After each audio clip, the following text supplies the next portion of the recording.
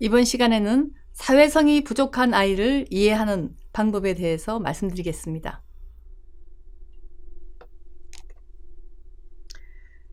영유아의 발달 영역을 우리가 흔히 평가할 때는 인지, 언어, 운동, 그리고 사회성과 정서 발달을 함께 묶어서 크게 4가지 영역을 저희가 평가하게 됩니다. 그랬을 때 이 시기 아이들의 인지 발달은 자기중심적인 논리가 있고, 언어 발달에는 언어를 이해하고 표현하는 능력이 따로 있습니다. 실제로 언어를 잘 이해하고 표현하다 하더라도 스토리를 쭉 만드는 나레이션 능력은 또 따로 평가를 합니다. 그리고 운동 발달에는 대근육, 소근육 발달이 있고요. 그다음에 사회성 및 정서 발달은 주로 애착관계나 공감 능력, 타협 능력, 도덕성 이런 부분들을 평가하면서 전반적인 발달 평가를 하게 됩니다. 오늘은 특히 이 영역에서 사회성 및 정서 발달 영역의 문제를 보이는 아이들을 이해하는 시간입니다. 그리고 이 사회성 및 정서 발달 영역은 언어 발달 영역하고 굉장히 연관이 많기 때문에 언어가 늦어도 사회성하고 정서가 떨어질 수가 있고, 발달이 반대로 사회성 발달이 떨어지면 그것 때문에 언어가 늦을 수도 있습니다. 그래서 이 두 영역은 상당히 함께 오는 경우가 많기 때문에 사회성 발달 문제를 여러분 아이들에게 이해하시려면 언어 발달 문제도 함께 이해를 하는 것이 필요합니다.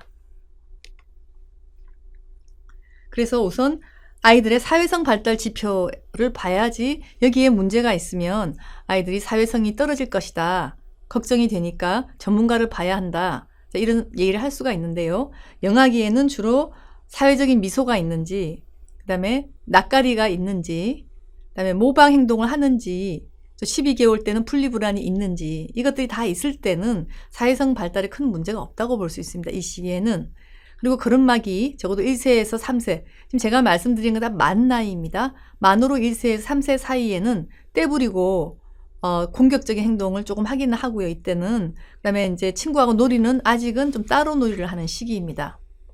그리고 3세에서 5세 사이에는 양심이나 규칙 같은 것들을 아이들이 이해하기 시작하고요. 이때 아이들은 공감 능력도 상당히 좋습니다. 그래서 친구들하고 서로 협동을 해서 함께 목적을 가지고 하는 놀이도 가능합니다. 하지만 이때도 아이들이 협동은 하되 항상 경쟁을 많이 합니다.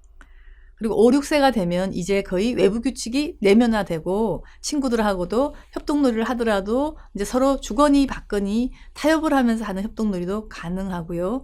그 다음에 그 대인관계에서도 쟤하고 잘 놀려면 내가 어떻게 해야 하나, 이런 전략까지 만든 상당히 어떻게 보면은 인지가 발달한 상태로 볼 수가 있습니다. 그래서 만약에 5, 6세 아기가 어린아이처럼 때를 많이 쓰는 방법으로 다른 사람하고 관계를 한다든지, 그러면은 이 아이는 왜 이렇게 사회성이 늦지? 하는 생각도 한번 해봐야 됩니다. 단순히 공격적인 게 아니라 사회성이 떨어지기 때문에 때밖에 못 부리는 그런 경우도 많이 있기 때문입니다.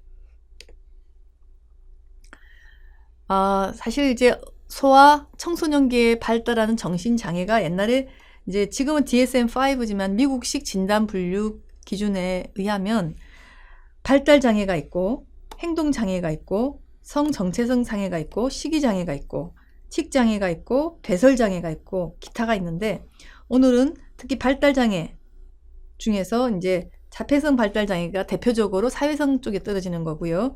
특수발달장애는 뭐 수학을 못한다거나 또 언어 능력만 떨어진다고 해서 한 부분의 인지만 문제가 되는 경우, 정신지체 같은 경우는 전반적인 지적인 능력이 다 떨어지는 경우, 이때가 발달장애의 3가지 크게 분류입니다. 그래서 오늘은 특히 사회성 발달이 떨어지는 이 부분에 대해서 말씀을 드리겠고요. 그 외에도 행동장애 쭉 해서 다양한 장애가 있는데, 이 부분은 그런 문제가 있는 내용을 설명을 드릴 때 말씀드리겠습니다. 어린이의 발달은 자기가 타고난 기질과 주변 환경의 합이지요. 사회성도 마찬가지입니다. 주변에서 부모가 어떤 성격인지, 양육을 어떻게 잘했는지, 아이의 마음을 얼마나 잘 읽어주고 마음의 공감을 어떻게 해줬는지에 따라서 아이도 역시 다른 사람의 마음을 공감하고 하는 능력이 생길 거고요. 이런 부분 외에도 아무리 그걸 잘해준다 한들 타고난 바탕에서 사회성과 관련된 신경회로의 기능이 떨어지는 아이는 또 사회성이 떨어질 수가 있습니다. 그래서 그래서 대부분 사람들은 네이처냐 너처냐, 그러니까 타고난 게 중요하냐 키운 게 중요하냐, 항상 학자들은 많은 토론을 하고는 있지만 실제로 아이들 도와줄 때는 이거다 저거다 보다는 이 아이는 무슨 성향이 강하고 여기는 이게 더 문제였다, 이것을 알고 자기한테 맞는 방법으로 풀어주는 것이 아동 발달을 촉진시키게 되는 겁니다. 그 중에 아이들 사회성 발달에 가장 중요한 영향을 미치는 외부 환경적 요인 중에서 저는 애착 관계에 대해서 말씀을 드리겠습니다. 개인 사회성의 발달의 가장 기본적 바탕이 본인이 아기였을 때부터 함께한 애착 대상들입니다. 흔히 예전에는 어머니들이 많이 길렀기 때문에 어머니라고 하지만 요즘에는 꼭 어머니만이 양육을 하시는 게 아니라 심지어 이제 보육 교사들도 사실 애착 대상이 될 수도 있습니다. 그래서 가장 자기가 믿고 의지하고 매달리는 사람으로 이해하시면 됩니다. 아기일 때. 그래서 이제 이 애착 관계로부터 아이들은 실은 뇌에서 공감 능력이나 다른 사람을 배려하고 이해하는 능력이 생기기 때문에 실은 아이를 소중히 여기는 사회는 그 부모부터 귀하게 여겨야 한다. 왜냐? 아이의 사회성 발달은 그 부모하고의 관계에서 비롯되기 때문에. 그래서 부모로부터 존중받은 아이들은요, 본인도 나중에 친구들을 존중할 수 있는 아이가 됩니다.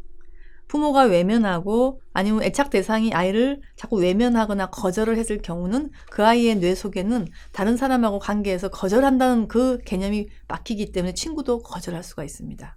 그만큼 아이들의 평생의 사회성 발달의 기초가 되는 것이 애착 관계입니다. 근데 최근에 과학의 발달로 이 애착과 관련된 뇌 부위는 어디냐? 이렇게 아기가 엄마하고 기분 좋게 있을 때 어디에 뇌에 불이 들어오느냐? 바로 이 부분입니다. 기억하실지 모르겠지만 우리가 뇌 발달 강의를 할 때 이 변연계라고 부르는 부분, 정서와 본능의 뇌, 본능을 다스리는 이 뇌가 주로 애착 관계를 할 때 활성화된다고 학자들은 말하고 있습니다. 한 가지 테스트를 하겠습니다. 학자들이 어떻게 이런 결론을 내렸는지 말씀을 드리겠습니다. 이 연구는 유명한 연구인데요. 지금 그림을 보시면 이 사람이 있는 이 눈에 나타나는 감정으로 인하여 A, B, C, D 중에 여러분은 어디를 택하겠습니까? 당연히 이 눈매를 보고 놀랐다고 한다든지 슬프다든지 이러지는 않겠죠. 얘는 굉장히 지금 웃으면서 정다운 얼굴 표정을 하고 있습니다. 바로 이렇게 사람의 눈을 보고 감정을 평가하고 그 사람의 그 내면에 어떤 것을 느낄 것인가를 검사하는 이 유명한 멘탈리제이션이라는 이 이론이 있는데요. 이것을 검사하기 위해서 이런 그림을 보여주면서 검사를 하면서 동시에 이분들이 뇌에 어디가 활성화가 되나 하는 fMRI 연구를 함께 했습니다. 그래서 실제로 우리가 다른 사람의 감정을 알아차리려고 할 때, 공감하려고 할 때 뇌에 어디가 활성화되는가 하는 연구를 해봤더니요. 바로 이 부위가 여러분 아기들이 엄마하고 애착을 활성화시킬 때 하는 그 부분의 뇌가 활성화된다는 것을 바론 코엔이라는 분이 밝히셨습니다. 그래서 참으로 놀라웠게도 성인기가 되어서 우리가 다른 사람의 이런 눈을 보면서 이 사람이 어떤 감정을 느끼지 하는 공감 능력을 지금 측정하는 그 뇌 부분이 바로 아기 때 어머니와 같이 애착과 관련된 뇌를 볼 때가 같이 활성화가 된다고 하니 참으로 놀라운 일이다. 그래서 한동안에 굉장히 학계에서 화제가 되었던 연구입니다.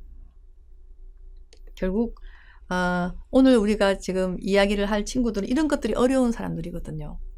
주거니 받거니 다른 사람하고 눈으로 말해요가 어려운, 그래서 이 의사소통의 가장 기본 단계인 비언어적인 감정적 교환, 그리고 다른 사람이 어떤 마음이 있나 이런 걸 알아차기 힘든 사람에 대한 얘기를 드리겠습니다.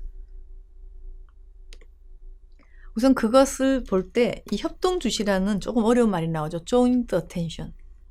그러니까 누구누구와 함께 협동을 해서 어딜 쳐다보는 거예요. 이렇게. 예를 들면 이런 거죠. 실험을 할 때 강아지가 저기 있네 이렇게 하면은 아이도 같이 손을 가르치면서 강아지 이렇게 보는 거.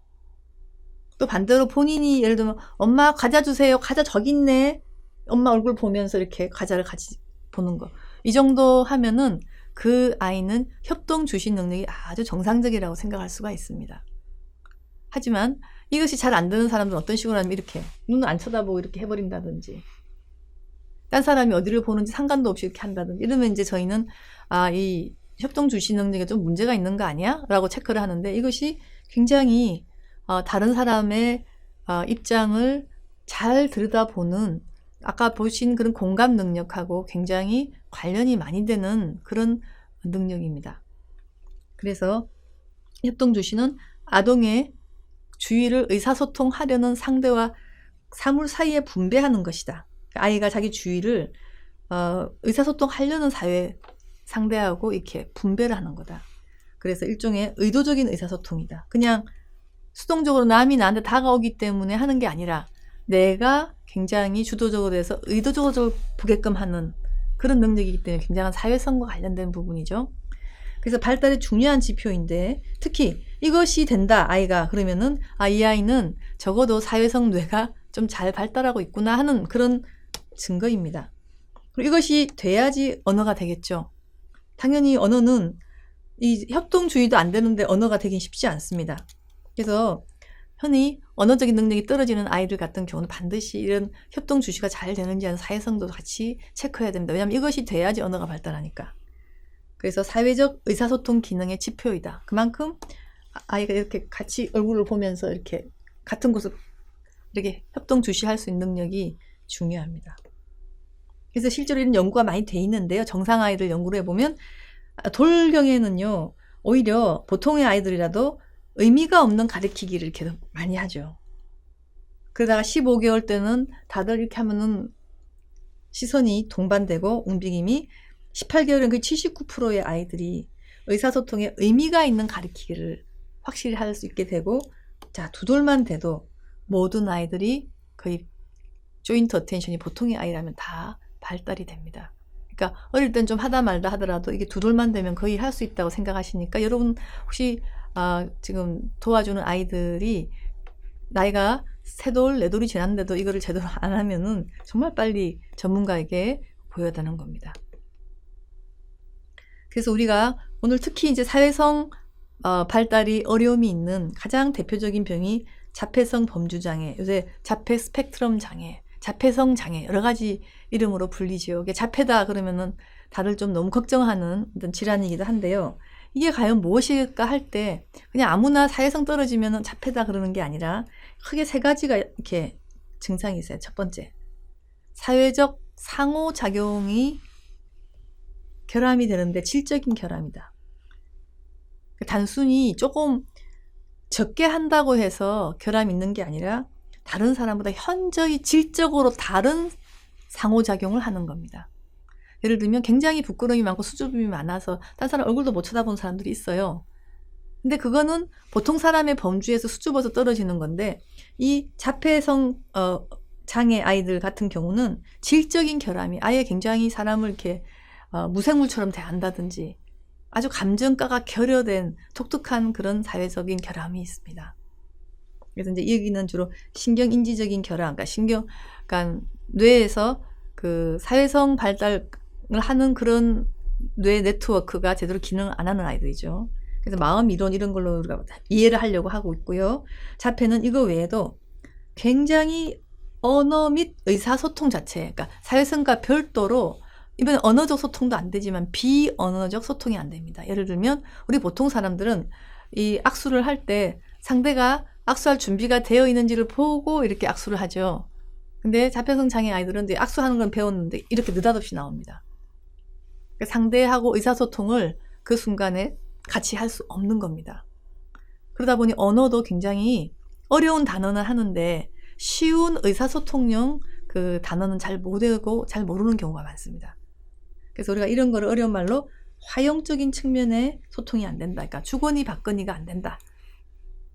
그렇게 이해하시면 되고, 3번째가 또 독특함이 있는데 굉장히 뭐를 반복하는 게 있어요.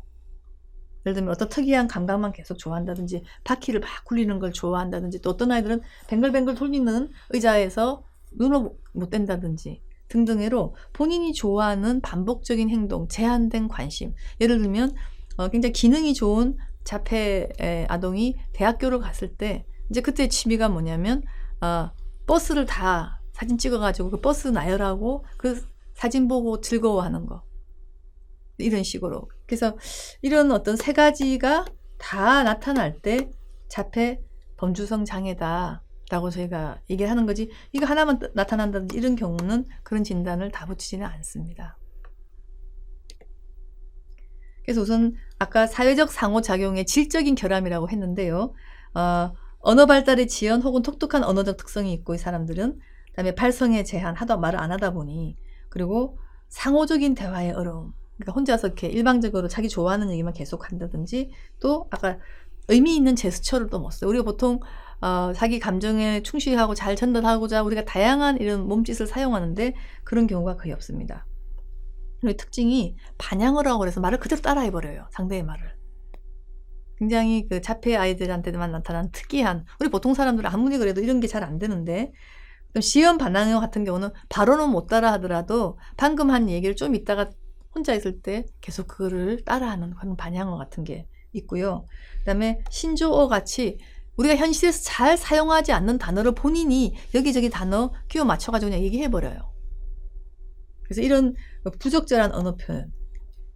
제 환자 중에 한 아이는 그 물파스를 너무 좋아하는데 그 아이는 문 열어라는 거를 물파스라고 대답을 해요, 자꾸. 그러니까 문과 물이 비슷하니까 자기가 좋아하는 물파스로 문 열어를 무슨 물파스 이런 식으로 하면 그게 문 열어라는 뜻이에요. 자, 이런 식으로 굉장히 질적으로 다른 의사소통을 하고 있습니다. 그 다음에 언어 및 의사소통의 장애가 있는데 이것 때문에 또래 관계가 굉장히 어렵죠. 그래서 이 아이들은 의사소통 자체의 질도 너무 이상해서 상호작용 조절하기 위한 비언어적 행동이 안 됩니다. 아까 느닷없이 악수하거나, 심지어 어떤 경우는 빠이빠이를 이렇게 하지 않고 이렇게 합니다. 자기 입장에서 보고. 그런 어떤 의사소통에 굉장히 장애가 있고, 그다음에 공동 관심 행동에 제한, 조인트 어텐션도 관련된데, 남이 저 좋겠다 그러면은 같이 보는 게 힘듭니다. 그리고 그 자발적인 사회적 시장 행동도 없습니다. 그러니까 남이 하면은 나중에 그 만약 훈련도 하고 남 하는 거 따라는 하는데 본인이 적극 나서서 이렇게 시작을 먼저 해서 이끌어가는 거는 초등학생이 돼도 아주 힘듭니다. 그 외에 이제 추상적 사고력이 없고, 그다음에 그 아까 마음 이론이라 그랬는데 다른 사람의 마음을 알아차리는 것을 마음 이론이라 그러는데 상대방 입장이 도무지 왜 저럴까 하는 어떤 그 유추도 못하고 굉장히 그 다른 사람의 입장을 그 이해해서 무슨 문제를 해결한다든지 그런 건 거의 못합니다. 그래서 예를 들면은 또 우리 환자 중에서 초등학교 3학년인데 1학년 동생이 추운 날에 이제 얘가 초인종을 누르니까 형이 왔다고 문을 이렇게 열었겠죠. 크게 빨리 오라고, 추우니까. 근데 이 아이는 막 화를 냈어요. 왜 문을 여냐고. 이 추운데 찬 기운이 들어가면은 온도가 떨어져서 돈이 많이 든다. 이게 그 아이의 답이에요. 동생하고 싸웠어요. 야단치고. 동생이 반가워서 형이 추울까 빨리 문을 연 그 마음을 전혀 못 읽기 때문에 딱 결과론적으로 문을 활짝 여니까 냉기가 들어가면은 보일러 많이 틀어야 된다, 이런 식으로 가는 거예요. 이게 아주 전형적인 마음 이론이 결핍된 그 자폐장애 환자들 특징입니다. 그리고 의외로 이 자폐장애 아이들 중에 소근육 발달이 굉장히 늦은 아이들 꽤 있어요. 그리고 참 아쉽게도 70% 정도는 지능도 떨어집니다. 지적장애라 하면 전체 지능이 70 이하인 경우죠, IQ가. 그래서 70% 정도는 이런 게 같이 동반이 되는데 30% 정도의 아이들 중에 지능이 다 뛰어난데도 불구하고 사회적 결함과 언어적 의사소통의 문제, 그리고 어떤 반복된 행동, 세 가지가 다 있는 자폐성 범주 아이들이 있어요. 그래서 고기능의 자폐장애라고 부르죠. 이런 아이들도 대학까지 가고 하는데도 불구하고 친구가 없다든지 그렇습니다. 그리고 이게 이제 세이번트 증후군이라 그래서 이 아이들 이게 다 부족한데도 불구하고 아주 특별한 어떤 기억력, 어떤 카드를 다 외워버린다든지, 또 굉장히 피아노를 들은 대로 그대로 친다든지 암살을 한다든지 하는 다른 사람보다 아주 뛰어난 그 지적인 능력을 가지는 그런 그 세이번트 증후군 같은 경우도 있어요. 이 특히 고기능의 자폐증 아이들한테 있고, 여러분 레인맨 등의 그 자폐장애 아동을 가지고 쓴 영화 같은 거에서 많이 볼 수가 있습니다. 지금 이게 보여주는 게 제 환자예요. 이 어머님이 영주에 사시는 누구신데 이제 저에게 그 직접 이메일을 보내신 거예요. 그래서 제가 이걸 보면은 얘가 초등학교 3학년인데 엄마가 보실 때는 또래보다 좀 미성숙하고 사고도 그렇고 행동도 좀 어리대요. 약간 늦은 거죠. 이해력도 부족한 것 같다. 국어를 제일 싫어하고, 그러니까 이 언어 능력 떨어지니까 문제 푸는 능력은 융통성이 부족해서 참 힘들어요, 얘네들이. 음악을 들으면 대신에 피아노로 치는 아주 굉장히, 그래서 피아노 탄지 얼마 안 돼서 유행가까지 치는 거 보고 깜짝 놀란 적이 있다.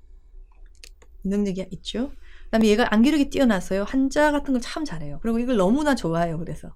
그리고 뭐든 한 번 안 건 절대 안 잊어버린다. 비상한 기억력이 있고, 저 생각 뺄셈을 본인만의 방법으로 기가 막히게 하고요. 요즘에는 자꾸 이렇게 독특한 한 가지에 꽂히는 증상이요. 죽은 사람에 대한 질문을 계속 한답니다. 그래서 그 사람 죽으면 어디에 묻는데 그 다음에 어떻게 되는데 자꾸 그러니까 어머니가 참 곤란해하세요. 그리고 선생님들 같은 경우도 2학년 때 선생님은 판폭이 드물다. 그렇지만 독창적이라고 좋아하시는데 성적은 안 좋지만 요새 선생님은 그렇지가 않으신 거예요. 힘드시대요. 산만하다는 거예요. 수업 시간 애들이 집중이 짧아서 산만한 게 아니라 본인의 감신사가 아니면 딴짓을 많이 하거든요. 특히 3학년쯤 되면 상당히 많이 그래요. 그리고 어떤 경우는 다른 사람은 공감이 안 되니까 크게 웃을 장소도 아닌데 본인이 막 웃어서 크게 웃는다든지 사람들 당황시키는 것도 있는 거예요. 친구들한테 이제 약간 이게는 좀 따돌리기 시작하는 거예요.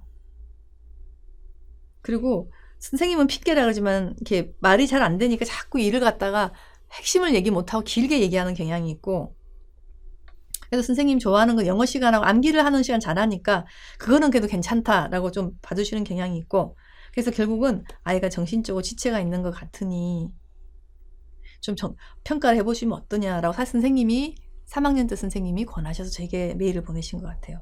이것도 참 내가 볼 때는 이게 사회적인 어떤 사회성이 떨어져서 나온 건데, 택배 아저씨하고 함께 탔는데 얘가 아저씨를 놀렸다고 아저씨가 화를 냈다는 거예요. 근데 나중에 보니까 얘가 아저씨를 놀린 게 아니라 혼자 말을 자꾸 오므라고 하는데 아저씨가 자기한테 엘리베이터에서 한 줄 알고 화가 났던 거예요. 혼자 웃고 하니까 아저씨가 아니 얘가 나를 비웃나 이렇게 오해를 하셨던 것 같아요. 그래서 엄마 생각에는 그동안 얘를 길러오면서 잘하는 것도 있고 어려운 점도 있어서 이해가 하고 또 애가 또 엄마가 얘기하면 적당히 듣고 적응도 하니까, 그렇지만 한때는 이상한 아이로 보내니 어떻게 될까요, 선생님? 그래서 결국 이 아이는 나중에 저한테 와서 고기능의 자폐증을 진단받고 사회성 훈련도 받고 해서 조금 좋아진 아이입니다. 그래서 이런 애들 어릴 때 왔을 때 어떻게 진단을 하느냐, 먼저 의사한테 오기 전에 이제 체크리스트, 자가 체크리스트 같은 게 있어요. 이게 주 양육자가 해도 되고 교사가 해도 되는데 보통 18개월 이상에서 보일 수 있는 아이들의 체크리스트예요. 그래서 이제 총 23문항으로 돼 있고 이 중에서 이제 핵심 문항 6개 중에 2개 이상 체크되면 고위험군으로 해서 병원으로 보내보자 하는 건데 이런 겁니다, 여러분. M차트는 아이가 다른 애에 관심을 표현하나요? 흥미로운 가르기 위해서 아까 조인트 어테이션 금지 손가락 사용하나요? 선생님한테 보여주기 위해 장난감을 가지고 오나요? 그냥 이렇게 가져오는 게 아니고 아이가 선생님을 따라 하나요? 이름을 부르면 반응을 하나요? 멀리 있는 손 가르치기 위해서 그쪽을 반드시 보나? 이게 아니고 이렇게. 그러면서 더 좋은 건 선생님까지 확인하면 얘는 자폐가 아닐 수 있는데 이것이 다 부전하면은 그 가능성이 좀 높죠. 이번에는 SCQ라고 좀 더 큰 애들한테 사회적 의사소통 설문지를 또 이제 교사나 선생님한테 물어봐서 이제 체크하는데 특별한 관심거리가 있느냐, 어떤 일부분에만 관심을 보이느냐, 이렇게 감각 특이성, 또 상대의 얼굴을 직접 바라보느냐, 그러니까 눈 맞춤과 사회적 주시를 못하면 안 되겠죠. 다가갈 때 인사를 하면서 미소를 짓느냐, 사람들한테 쑥 가는 게 아니고 미리 가서 인사를 할 때 눈썹부터 하고 하느냐, 이게 이제 사회적인 그 준비를 하는 건데 이게 안 되죠, 보통 아이들. 그러니까 또 이게 재밌습니다. 얼굴 표정의 범위.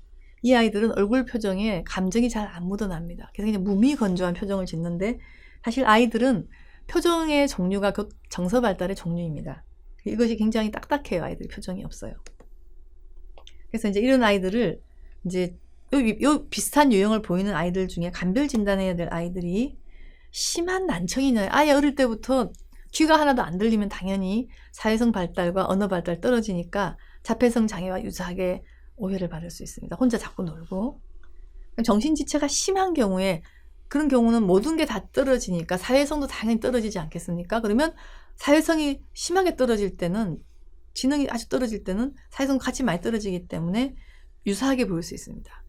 언어 발달 장애도 많이 수용성 언어, 그다음에 표현성 언어 다 떨어지는 경우 상당히 유사하게 보일 수가 있습니다. 자폐자도. 그다음에 또 하나가 심하게 학대당하고 애착에 문제가 있으면 사회성이 떨어져서 자폐랑 유사하게 보일 수가 있습니다. 이런 아이들은 환경을 개선하면 금방 좋아집니다. 그래서 이제 특히 아이들이 사회성 발달에는 주 양육자와 애착 관계가 중요하다고 말씀을 드렸는데, 그래서 이것이 상당히 유사하게 보이고, 그래서 퇴행성 정신병 이런 게 좀 드물기 때문에 하여튼 요 3가지 정도는 이 자폐 아이들과 좀 감별 진단 해볼 필요가 있다. 무조건 사회성 떨어진다, 자폐는 아니다라고 아시면 되고, 그래도 예후가 좀 좋은 경우에는 좀 발병이 늦을 때, 어릴 때부터 발견한 게 아니고 지능이 아까 말했지만 70 이상이고 높을 때, 그래도 처음 발견될 때 언어 능력이 좋았을 때, 그리고 사회적인 소통 기술이 조금은 더 있었을 때, 이런 아이들은 조금 더 치료를 했을 때 예후가 좋다고 합니다. 그리고 아까 사회성 장애 중에 자폐성 장애 외에 환경의 문제에 의해서 사회성 뇌가 성숙되지 못한 애들, 그래서 아이들이 어른이 다가와도 반응을 안 하고, 또 다른 사람한테 정서적 반응을 거의 보이지 않고, 또 갑자기 짜증 공포같이 기분 조절이 안 되고, 이런 아이들. 그 원인이 얘는 타고난 어떤 부분보다는 집에서 기본적인 애정, 보호, 자극이 없고, 심지어 밥 안 주고 신체적 욕구도 무시하고, 이건 학대죠. 다음에 주 양육자가 자주 바뀌어서 안정된 애착 관계를 맺지 못할 때, 수용소, 장기 입원 이런 등으로. 그래서 이런 경우 원인이 돼서 이런 어른에게 반응 안 하고 정서 반응이 없을 때 우리가 반응성 애착장애라고 부릅니다. 이거는 환경에 의한 병이라고 보면 됩니다. 그래서 결국은 환경이 아주 나쁜 경우에도 이 뇌가 발달하지 못해서 자폐성 장애와 유사하게 사회성 발달의 문제를 보이는 경우가 있습니다. 실제로 이런 아이들을 보시면 이 정상적인 아이들의 이 뇌에서 아까 애착 반응을 보였던 사회성 뇌의 부분이 빨갛게 불이 들어와 있죠. 2돌짜리 애기만 하더라도. 근데 이 아이는 6개월 때부터 영어 비디오에 거의 중독되다시피 해서 저에게는 3학년 때쯤에 3살 때 왔는데, 이 아이는 거의 자폐증과 심한 정신지체가 있는 게 아닌가라고 의심이 돼서 소아과 선생님이 사진을 찍어본 문제 사진을, 근데 이 뇌 기능 사진을 보니 여기가 다 비어 있어서 우리 방사선과 선생님께서 놀래서 제게 이런 게 가능할까, 그런데 이 아이는 잘 지금 치료가 돼서 건강한 성인으로 살고 있습니다. 그 얘기는 이 결함이 선천성 결함이라서 지금 본능과 감정을 주던 뇌가 기능을 하지 않는 게 아니라 얘는 정말 환경에 의해서 결핍이 된 아이라고 생각을 하고 있습니다. 물론 제가 성인이 돼서 다시 찍어보지는 않았지만 지금 정상적인 기능을 하는 걸로 봐서 내 선천적인 결함이 심한 아이는 아니다고 제가 생각을 했습니다. 그래서 우리가 이렇게 사회성이 떨어지는 경우에 기질의 문제와 아이들이 또 실제로 환경의 문제를 잘 살핀 다음에 제대로 진단하고 도움을 주면은 가급적이면 아이가 나이가 어린 시대일수록 그 치료의 효과가 크기 때문에 우리가 사회성 발달에 문제가 있는 아이들에 대해서 자세하게 이해하고 또 전문가에게 어떤 경우는 보내야 하는지에 대해서 오늘 말씀드렸습니다. 감사합니다.